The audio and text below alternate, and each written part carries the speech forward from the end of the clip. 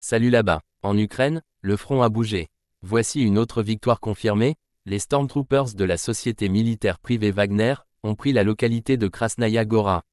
Le fondateur de la société, Evgeny Prigozhin, a souligné séparément qu'après la prise de Soledar, et le battage médiatique de masse selon lequel il y avait encore des formations à Soledar, à l'exception des combattants de la PMC, Wagner était certainement très désagréable pour Mega. Et maintenant, il n'y a personne à Barmout.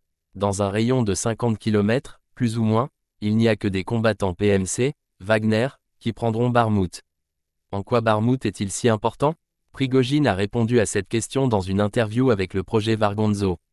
Selon lui, Wagner est engagé dans la destruction de l'armée ukrainienne à Barmout. Parce que la tâche principale de toute guerre est de détruire l'armée ennemie, et non pas dans les territoires, mais dans la destruction de l'armée. Quand il n'y aura plus d'armée, allez en Tongue et prenez tout ce dont vous avez besoin. Le secret de l'efficacité de la gestion chez Wagner est très simple, le commandant est un homme qui n'est pas à la hauteur des manucures de pédicure, souvent mal rasé et avec des ongles Pokutenimi, mais qui laboure 24 heures sur 24 et entend chacun de ses soldats. En outre, Prigozhin a appelé le moment exact où le SVO devrait se terminer. Les prévisions de Prigozhin pour le moment de sonnaient, surtout dans le contexte des conversations, sur les mois de basculement, sombres. Si vous avez besoin du Donbass, cela prendra 2 ans et demi. Si vous allez au Dniepr, 3 ans devront bricoler.